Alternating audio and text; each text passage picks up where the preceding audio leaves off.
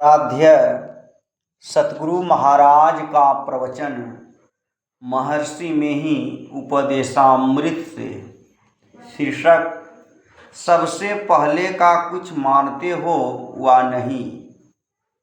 बंदौ गुरुपद कंज कृपा सिंधु नर रूप हरि महामोहतम पुंज जासु वचन रवि करनि कर।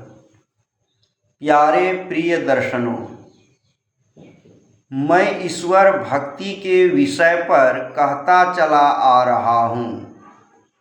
अभी जो कुछ और कहना चाहिए समयानुकूल वही कहूँगा। ईश्वर भक्ति करने के लिए पहले ईश्वर की स्थिति का ज्ञान, उसके स्वरूप का ज्ञान प्राप्त करना चाहिए। फिर किस साधन से उसकी प्राप्ति होती है जानना चाहिए। यह प्राप्ति शरीर युक्त आत्मा को व केवल चेतन आत्मा को होती है। इन सब बातों पर मैं अभी कहूँगा। ईश्वर की स्थिति के बारे में समझिए कि उसके पहले का कुछ नहीं है। जो परम प्राचीन है वही ईश्वर है। ईश्वर से पहले का कुछ मान लेने में बड़ी गलती होगी। ईश्वर से परे का जो होगा वह ईश्वर के काबू का नहीं होगा, लेकिन ईश्वर के काबू से बाहर कुछ है ऐसा मानना भूल है। आज विद्या के मैदान में यह भी प्रचार हो रहा है कि ईश्वर कुछ नहीं है। वे तर्क से मानते हैं, श्रद्धा से नहीं मानते। मैं तर्क पर ही कुछ कहता हूँ। जो अनीश्वरवादी हैं, जिनका तर्क केवल बौद्धिक है, उनके लिए मैं कहता हूँ, आप दार्शनिक व फलासफर व वैज्ञानिक कुछ हो, यह बताओ कि सबसे पहले का कुछ मानते हो वा नहीं। सबसे पहले का कुछ होना आवश्यक है। सबसे पहले के जिस कुछ को मानना चाहिए वही ईश्वर है। सबसे पहले का जो होगा उसके अतिरिक्त कुछ अवकाश छूटे ऐसा नहीं होगा। जो सबसे पहले का होगा वह किसी अवकाश में किसी आधार पर नहीं रहेगा। जहाँ वह नहीं हो ऐसा स्थान नहीं होगा, अर्थात वह आदि अंत रहित अनंत अखंड होगा। उपनिषद पाठ करके व वेद संहिताओं को पाठ कर जानो तो मालूम होगा कि परमात्मा अखंड अनंत असीम है। इसके अतिरिक्त किसी और परम प्राचीन का होना असंभव है। सभी इसके अंदर रहेंगे। जो अंदर में होगा वह उसके प्रभाव और अधीन में होगा। जो उसके अधीन में है तो वह उसका ईश्वर है। इंद्रियों को ग्रहण होने योग्य पदार्थ नाशवान है, ईश्वर अनाश है। जो सबसे विशेष व्यापक होता है वह सबसे विशेष सूक्ष्म होता है। जो जितना सूक्ष्म होता है वह उतना ही अधिक व्यापक होता है। एक सेर बर्फ की व्यापकता से उसके जल की और उस जल की व्यापकता से उसके वाष्प की व्यापकता अधिक होगी। जो जितना अधिक व्यापक होगा वह उतना ही सबसे अधिक सूक्ष्म होगा। स्थूल यंत्र से सूक्ष्म पदार्थ का ग्रहण होना नहीं होता। परमात्मा सबसे विशेष सूक्ष्म है। उसको इंद्रियों, बुद्धि और मन से नहीं पा सकते, क्योंकि ये बहुत पीछे बने। परमात्मा के समक्ष ये अत्यंत स्थूल है। परमात्मा स्वरूप के लिए संतों के ये वचन हैं। रूप अखंडित व्यापी चैतन्य, चैतन्य ऊंचे नीचे आगे पीछे दाहिन बाएं अनन्य। बड़ा ते बड़ा छोट ते छोटा मीही ते सब लेखा। सबके मध्य निरंतर साई दृष्टि दृष्टि सो देखा। चाम चश्म सो नजरि न आवे खोजू रूह के नैना। चून चगुन वजूद न मानू तय शुभा नमूना ऐना। जैसे ऐना सब दर्शावे जो कुछ वेश बनावे, ज्यों अनुमान करे साहब को त्यों साहब दर्शावे। जाहि रूह अल्लाह के भीतर ते ही भीतर के ठाई, रूप अरूप हमारी आशय हम दुनहु के साई। जो को रूह आपनी देखा सो साहब को पेखा, कहे कबीर स्वरूप हमारा साहब को दिल देखा। कबीर साहब। अलख अपार अगम अगोचरी नाति सुकाल न कर्मा, जाति अजाति अजोनि संभव नाति सुभाव न भरमा। साचे सचियार विटहु कुरवानु, नाति सुरूप वरनु नहीं रेखिया साचे शब्द निशानु। नाति सुमात पिता सुत बंधप, नाति सुकामन नारी। अकुल निरंजन अपर परम परु, सगली ज्योति तुम्हारी। घट घट अंतरि ब्रह्म लुकाइया, घटी घटी ज्योति सबाई। बजर कपाट मुक्ते गुरमति, निर्भय ताड़ी लाई। जंत उपाय कालु सृजंता, बसगति जुगति सवाई। सतगुरु सेवी पदारथु पावही, छूटही सबदु कमाई। सूचे भाड़े साचु समावे, विरले सूचाचारी। तंते कौ परम तंतु मिलाया, नानक शरणी तुम्हारी। गुरु नानक देव जी। राम स्वरूप तुम्हार, वचन अगोचर बुद्धि पर।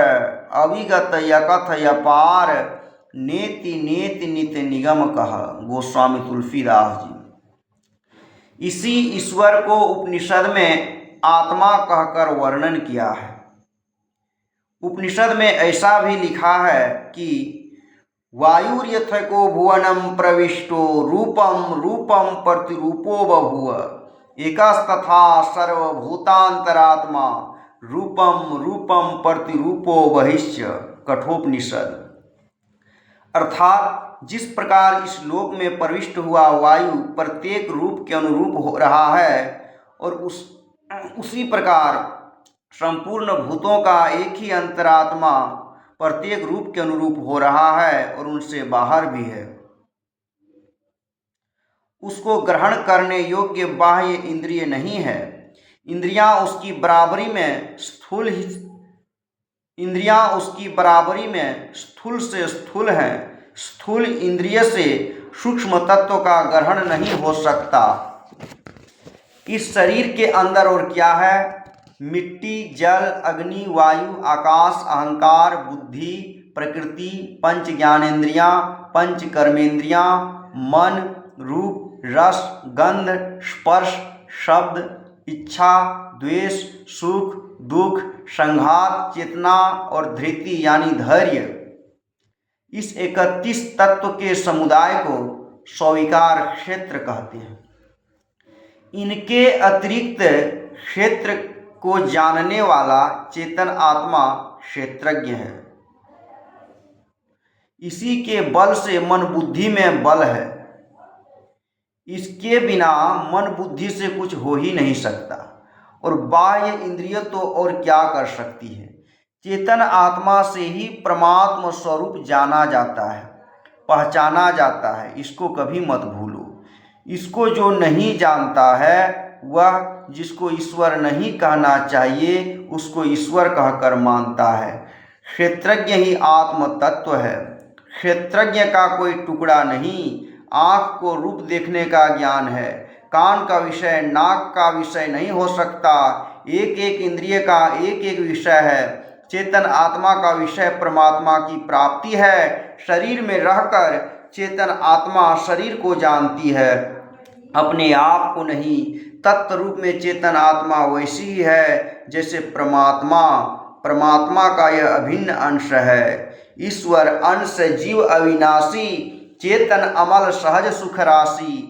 आँख को जैसे आँख से ही पहचानते हैं बीच में आईने का साधन लेकर, उसी तरह चेतन आत्मा अपने को और परमात्मा को पहचानती है। इस तरह परमात्मा का ज्ञान जानना चाहिए। इसको जो भूल गया वह वैसा ही है जैसे कि कोई यात्री निर्दिष्ट स्थान को नहीं जानकर केवल यात्रा ही यात्रा करता है, किंतु जो निर्दिष्ट स्थान को जानकर चलेगा वह अवश्य वहाँ पहुँचेगा। उस ईश्वर की भक्ति हम कैसे करें? यहाँ तो हम मन बुद्धि का संग होकर ही कुछ कर सकते हैं। हमने जान लिया कि हम शरीर इंद्रिय से परे हैं, फिर भी बिना शरीर इंद्रिय के हम यहाँ कुछ कर नहीं सकते। फिर उस अव्यक्त परमात्मा में अपने को हम कैसे लगावें? मैं कहता हूँ महाभारत की एक कथा सुनिए। महाभारत के मैदान में पांडव 5 भाई बचे और दुर्योधन वगैरह सभी मारे गए। बहुत दुख की बात हुई कि घर में और पुरुष लोग कोई नहीं रहे, विधवा स्त्री ही स्त्री घर में रह गई। युधिष्ठिर बहुत दुखी हुए और वे कहने लगे कि इस तरह के राज्य भोग से जंगल में जाना ही अच्छा है। विधवाओं के करुण क्रंदन को सुनने की अपेक्षा जंगल के जंतुओं की आवाज़ सुनना ही अच्छा है। इस तरह युधिष्ठिर को बहुत दुखी देखकर व्यास देव जी ने उनको बहुत समझाया और उनको यज्ञ करने कहा। युधिष्ठिर बोले, मेरे पास धन कहाँ जो मैं यज्ञ करूं? अधीनस्थ राजाओं के धन भी इसी युद्ध में समाप्त हो गए। व्यास देव जी ने कहा, मैं तुमको बताता हूँ, राजा मरुत ने यज्ञ किया था और ब्राह्मणों को दान दिया था। वह धन इतना अधिक था कि वे लोग सब ले जा न सके। वह धन हिमालय की अमुक जगह में गड़ा है, वहाँ जाने का अमुक रास्ता है, उस रास्ते से जाओ तो वहाँ धन मिलेगा और तुम उसे ले आकर यज्ञ करो। 5 भाई पांडवों ने व्यास देव जी के वचन में विश्वास किया। व्यास देव जी के बताए अनुष्ठान से अव्यक्त धन में मन लगाकर कर्म किया और व्यास देव जी के बताए मार्ग से चलकर उस अव्यक्त धन को प्राप्त कर यज्ञ किया। इसी तरह संतों के वचन में विश्वास करके और यह जानकर कि उपर्युक्त अव्यक्त परमात्मा स्वरूप केवल चेतन से आत्मगम्य है और 3 अवस्थाओं में रहते हुए मन बुद्धि आदि इंद्रियों का ज्ञान होता है, इसलिए चौथी अवस्था में उससे भिन्न ज्ञान होना चाहिए। अतएव तीनों अवस्थाओं के आगे चौथी अवस्था में पहुँच होनी चाहिए। 3 अवस्था तजहु भजहु भगवंत, मन कर्म वचन अगोचर व्यापक व्याप्य अनंत। गोस्वामी तुलसीदास जी। चौथी अवस्था में जाकर संसार और शरीर का ख्याल नहीं रहता है। बहिर्मुख से अंतर्मुख होने का यत्न गुरु से जो जानता है और करता है तो केंद्र में केंद्रित होता है, उसको ज्योति मिलती है और ज्योति मिलने पर फिर नाद की अनुभूति होती है। नौ नाद सदृशो लयः, शिव संहिता। मन में बहुत तरंग हैं, सभी तरंग नाद में समाप्त होते हैं। नाद विन्दुपनिषद में लिखा है, मकरंदम पिबन भृंगो गंधान्नापेक्षते यथा, नादासक्तं सदा चित्तं विषयं न हि कांक्षति, बद्धः नाद गंधेन सद्यः संत्यक्त चापलः। अर्थात जिस प्रकार मधुमक्खी मधु को पीती हुई उसकी सुगंध की चिंता नहीं करती है, उसी प्रकार चित्त जो नाद में सर्वदा लीन रहता है विषय चाहना नहीं करता है, क्योंकि वह नाद की मिठास में वशीभूत है तथा अपनी चंचल प्रकृति को त्याग चुका है। नाद ग्रहण तश्चित्तम अंतरंग भुजंगमः, विस्मृत्य विश्वमेकाग्रह कुत्रचिन्न हि धावति। नाद रूप चित्त नाद का अभ्यास करते करते पूर्ण रूप से उसमें लीन हो जाता है और सभी विषयों को भूलकर नाद में अपने को एकाग्र करता है। मनोमत्त गजेन्द्रस्य विषयोद्यानचारिणः, नियामन समर्थोऽयं निनादो निशितांकुशः। नाद मदान्ध हाथी रूप चित्त को जो विषयों की आनंद वाटिका में विचरण करता है रोकने के लिए तीव्र अंकुश का काम करता है। नादो तरंग सारंग बंधने वागुरायते, अंतरंग समुद्रस्य रोधे बेलायते पीवा। मृग रूपी चित्त को बांधने के लिए यह नाद जाल का काम करता है। समुद्र तरंग रूपी चित्त के लिए यह नाद तट का काम करता है। शंकराचार्य ने नादानुसंधान की स्तुति की है। नादानुसंधान नमस्तुभ्यं त्वां मन्महे तत्त्वपदं लयानां भवत्प्रसादात् पवनेन साकं विलीयते विष्णुपदे मनो में।